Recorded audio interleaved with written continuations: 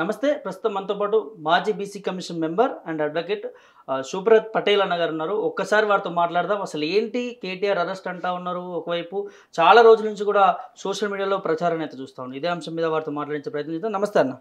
నమస్తే. ఎట్లా చూస్తారన్న కేటీఆర్ అరెస్ట్ అంటూ కూడా సోషల్ మీడియాలో గత వారం రోజుల నుంచి కూడా మనం చూస్తాం. ఎట్లా కూడా వచ్చింది? వారం రోజులు కాదండి, గత 6 నెలల కాలంలో నుండి కేటీఆర్ గారిని ఈరోజు అరెస్ట్ చేస్తారు, రేపు అరెస్ట్ చేస్తారు. ఇవన్నీ కూడా మీడియాలో బ్రేకింగ్స్ ఇవ్వడం చాలా చూసినాం. ఈ ప్రభుత్వానికి సంబంధించినటువంటి మౌత్ పీసులుగా ఉన్నటువంటి దాంట్లలో ఛానళ్లలో చాలాసార్లు వచ్చింది ఈరోజే అరెస్ట్ కేటీఆర్ గారు అని చెప్పేసి బ్రేకింగ్లు వచ్చినటువంటి చూసినాం. ఎందుకు అరెస్ట్ చేయాలనుకుంటున్నారు అనేది క్వశ్చన్ మార్క్. పెద్ద క్వశ్చన్ మార్క్ ఏంటంటే ఎందుకు అరెస్ట్ చేయదలుచుకున్నారు, కేటీఆర్ గారు చేసిన తప్పేంది, కేటీఆర్ గారు పొందినటువంటి ఆర్థిక ప్రయోజనం ఏంది, ఫార్ములా ఈ రేసు, దానికి సంబంధించి ఎఫ్ఐఏ, అదేవిధంగా హెచ్ఎండిఏ, అదేవిధంగా గ్రీన్కో, ఈ 3 సంస్థల మధ్యలో త్రైపాక్షిక ఒప్పందం జరిగింది. ఏమని కంటిన్యూగా 4 సార్లు ఈ ఫార్ములా ఈ రేసింగ్ పెట్టాలి హైదరాబాద్లో అని. గతంలో ఇది లండన్లో జరిగింది, బీజింగ్లో జరిగింది, మొన్న వీళ్ళు పోయినటువంటి సియాన్లో జరిగింది. ఇట్లా భారతదేశంలో ఎప్పుడు జరగలే. వేరే రేసులు జరిగినాయి, ఫార్ములా 4 రేస్ అని చెప్పి జరిగింది, వేరే జరిగినాయి. కానీ ఎలక్ట్రికల్ వెహికల్కి సంబంధించిన రేసు ఈ దేశంలోనే మొదటిసారి హైదరాబాద్లో జరిగింది. దాని ఏంది పరిస్థితి అంటే 50 కోట్ల మంది, ప్రపంచవ్యాప్తంగా 50 కోట్ల మంది వీక్షకులు ఉంటారు దానికి. అదేవిధంగా దాన్ని నిర్వహణ ద్వారా ఇక్కడ ప్రమోట్ చేయడం, ఈ వెహికల్స్ని ప్రమోట్ చేయడం, అదొక పాలసీగా మన ప్రభుత్వం గతంలో ఉన్నప్పుడు కేసీఆర్ గారి ప్రభుత్వం తీసుకొని వచ్చింది. ఈ వెహికల్ పాలసీ తీసుకొని వచ్చింది. దానికి రాయితీలు ఇవ్వడం కావచ్చు, దాని ద్వారా ఇన్వెస్ట్మెంట్స్ని ఆకట్టుకోవడం కావచ్చు, ఇవన్నీ కూడా ఇప్పుడున్నటువంటి మహీంద్రా సంస్థలు కావచ్చు, జాగ్వార్ కావచ్చు, వీళ్ళన్నీ కూడా దాంట్లో పాల్గొన్నారు మొత్తం కూడా. ఇది ప్రభుత్వము ఈ బ్రాండ్ ఇమేజ్, హైదరాబాద్ ఇమేజ్ని ప్రపంచ పటంలో పెట్టాలనే ఉద్దేశంతో ఎప్పుడు భారతదేశంలో జరిగినటువంటి ఈ స్పోర్ట్ని ఇక్కడ పెట్టాలని నిర్ణయం తీసుకుంది. ఫస్ట్ టైం జరిగినప్పుడు గ్రీన్కో అనే సంస్థ ఒక 110 కోట్లు స్పాన్సర్ చేసింది. అప్పుడు ఉన్నటువంటి హెచ్ఎండిఏ ద్వారా మొత్తం కూడా ఏవైతే ఎమ్యూనిటీస్ ఉన్నాయో, రోడ్స్ కావచ్చు, ఇవన్నీ అక్కడ ట్రాక్స్, ఇవన్నీ ఏర్పాటు చేయడం కోసం దాదాపు 30 కోట్లు ఆ రోజు హెచ్ఎండిఏ ఖర్చు పెట్టింది. దాని ద్వారా వచ్చిన ప్రయోజనం ఏంది? 35,000 మంది ప్రపంచ స్థాయిలో ఉండేటువంటి వీక్షకులు ఇక్కడ వచ్చి చూడడం జరిగింది. దాన్ని భారతదేశంలో ఉన్నటువంటి అంటే దిగ్గజాలందరూ కూడా వచ్చి చూసినటువంటిది చూసినాం మనం. ఇది అదేవిధంగా ఒక ఇన్వెస్ట్మెంట్స్కి సంబంధించి ఒక వారం రోజులు ఒక ప్రోగ్రాం కూడా పెట్టడం జరిగింది. దాని ద్వారా ఇన్వెస్ట్మెంట్స్ని కూడా ఆకట్టుకోవడం జరిగింది గత ప్రభుత్వం. జరిగింది ఏంటంటే నెక్స్ట్ ఇయర్కి వచ్చేవారు, నెక్స్ట్ టైం పెట్టడానికి వచ్చేటప్పటికి ఆ గ్రీన్కో అనే సంస్థ మేము ఆశించిన స్థాయిలో మాకు రిటర్న్స్ రాలేవు, మేము పెట్టినటువంటి స్పాన్సర్షిప్కి మాకు రిటర్న్స్ రాలేవు అనే ఉద్దేశంతో వాళ్ళు డ్రాప్ అయిపోయారు. కానీ ఒప్పందం ఏంది? ఇది కేటీఆర్ గారు ఈ ఇమేజ్ని పెంచాలి, దీన్ని కంటిన్యూస్గా 4 years చేయాలనేది లక్ష్యం. దానికోసం నెక్స్ట్ ఇయర్ ఎలక్షన్స్ దగ్గర పడుతున్నాయి, స్పాన్సర్స్ని వెతికే టైం లేదు. కాబట్టి గవర్నమెంట్గా హెచ్ఎండిఏ ద్వారా స్పాన్సర్షిప్ చేయాలని ఆయన హెచ్ఎండిఏ వైస్ చైర్మన్, కేటీఆర్ గారు హెచ్ఎండిఏ వైస్ చైర్మన్గా ఉన్నారు.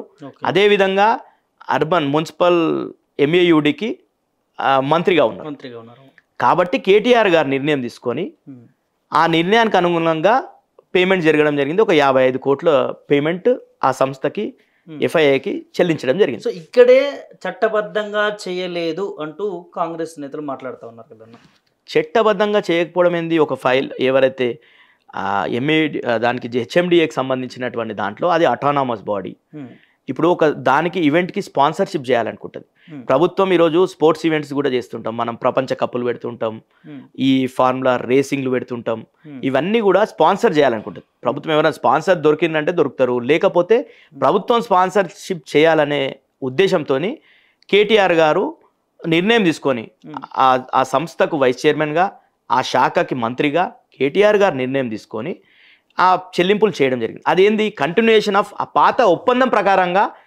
పాత ఒప్పందం ఉంది అక్కడ, హెచ్ఎండిఏకు, ఎఫ్ఐఏ సంస్థకు, గ్రీన్కోకు, ఈ 3 మధ్యలో ఒప్పందం ఉంది. కాబట్టి ఇప్పుడు అది ప్రైవేట్ సంస్థ గ్రీన్కో, వాళ్ళు తప్పించుకోగలుగుతారు. కానీ ఒక ప్రభుత్వంగా హెచ్ఎండిఏ ఈ పేరు ప్రతిష్టలు, హైదరాబాద్ పేరు ప్రతిష్టలు కొనసాగించాలనే ఉద్దేశంతో ఆ బ్రాండ్ వాల్యూని పెంచాలని.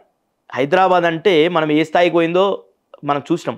గత 10 సంవత్సరాల్లో హైదరాబాద్ బ్రాండ్ ఇమేజ్ ఏ విధంగా పెరిగింది. మోస్ట్ లీవబుల్ సిటీగా కంటిన్యూగా 5 years వచ్చింది. అంటే ఆ స్థాయి ప్రమాణాలు ఏ స్థాయికి తీసుకుపోయినరు. కేసీఆర్ గారు ముఖ్యమంత్రి అయిన తర్వాత, కేటీఆర్ గారు ఈ మున్సిపల్ అడ్మినిస్ట్రేషన్ మినిస్టర్ అయిన తర్వాత బ్రాండ్ ఇమేజ్ని తారా స్థాయికి తీసుకుపోవడం జరిగింది.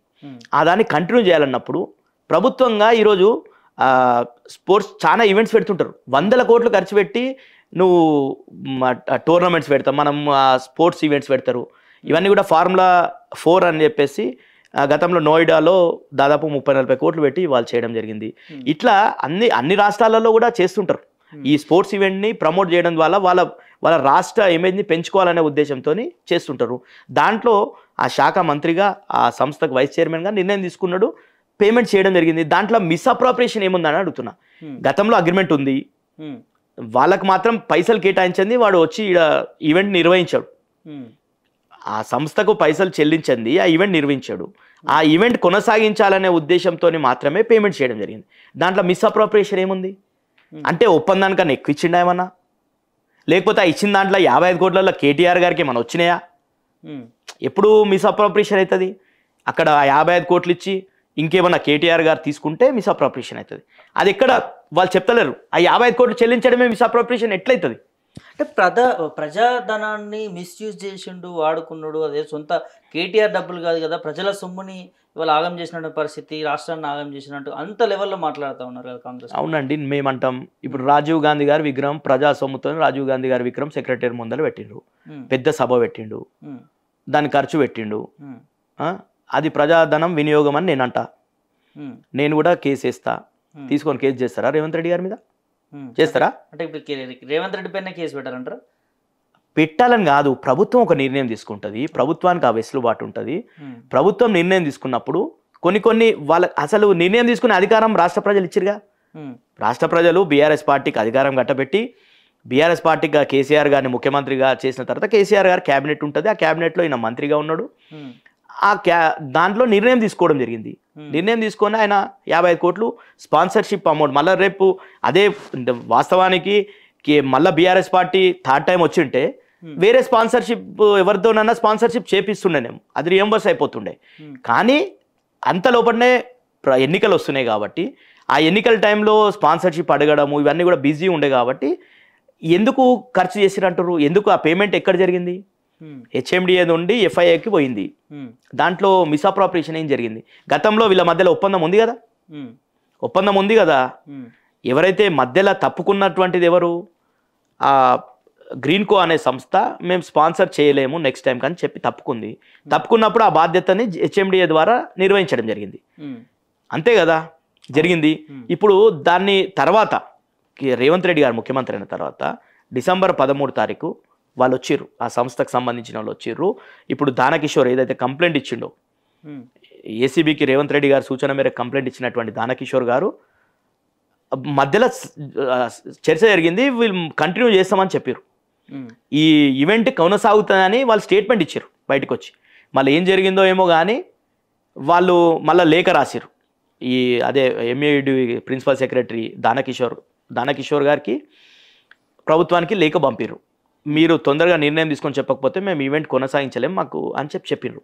చెప్పిన తర్వాత వీళ్ళు చేయలేరు, వాళ్ళు ఈవెంట్ క్యాన్సిల్ చేసుకోవడం జరిగింది. దానికి కారణం ఎవరంటారు?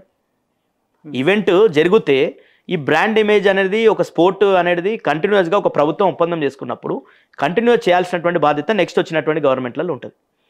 అది నిర్వహించకపోవడం తప్పెవరు? ఇప్పుడు 55 కోట్లు కేటీఆర్ గారు ఆదేశాల మేరకు హెచ్ఎండిఏ చెల్లించింది. మిగతా అమౌంట్ చెల్లించి రేవంత్ రెడ్డి గారు ఈరోజు ఆదాని గారి దగ్గర 100 కోట్లు నువ్వు ఎట్లయితే డొనేషన్లు తీసుకుంటున్నావో, మెగా కృష్ణారెడ్డి గారి దగ్గర 200 కోట్లు ఎట్లయితే డొనేషన్లు తీసుకుంటున్నావో, అవి ఆ ద్వారా అక్కడ పేమెంట్ చేయించిందంటే నీ ఆధ్వర్యంలో నీ ఇంగ్లీషు నీ కథ నీ అంతా చూస్తుండే కదా, ప్రపంచ దేశాలంతా చూస్తుండే కదా. నీ రేవంత్ రెడ్డి అనేటోడు కూడా ప్రపంచ స్థాయిలోకి ఎదిగిపోతుంటివి కదా నువ్వు కూడా. ఆ చేయదు తప్పెవరిది? ప్రభుత్వం అనేది కంటిన్యూస్ ప్రాసెస్ అని రేవంత్ రెడ్డి గారు చాలాసార్లు చెప్తుంటాడు. ఆ కంటిన్యూస్ ప్రాసెస్లో దాన్ని బ్రీచ్ చేసింది ఎవరు? వాళ్ళు నోటీస్ ఇచ్చారు కదా, ఎఫ్ఐఏ వాళ్ళు నువ్వు కాంట్రాక్ట్ బ్రీచ్ చేసినావని నోటీస్ ఇచ్చారు కదా. అవును.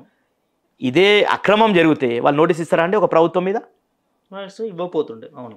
ఆబ్వియస్గా నువ్వు ఒక కాంట్రాక్ట్ చేసుకున్నామండి, నేను నీ ఇల్లు ఉంది లేకపోతే నీ భూమి ఉంది, నేను ఇన్ని రూపాయలు పెట్టి కొంటా అని నేను అగ్రిమెంట్ చేసుకున్నా, నేను కొన్ని అడ్వాన్స్ కట్టినా, తర్వాత కట్టకపోతే నువ్వు ఏం చేస్తావు?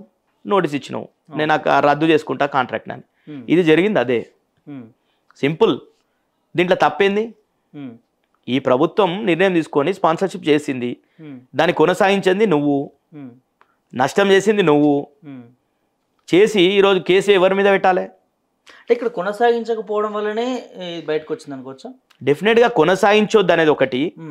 కేటీఆర్ గారిని ఏదో రకంగా బదలాం చేయాలి, ఎన్ని ప్రయత్నాలు చేసిండండి? మన కుట్రలు చూస్తున్నాం కదా. ఫామ్ హౌస్ కుట్ర ఒకటి జరిగింది. ఫామ్ హౌస్లో వాళ్ళ బావమరిది, కేటీఆర్ గారి బావమరిది రేవ్ పార్టీ ఏందండి? అసలు రేవ్ పార్టీ జరుగుతుందా?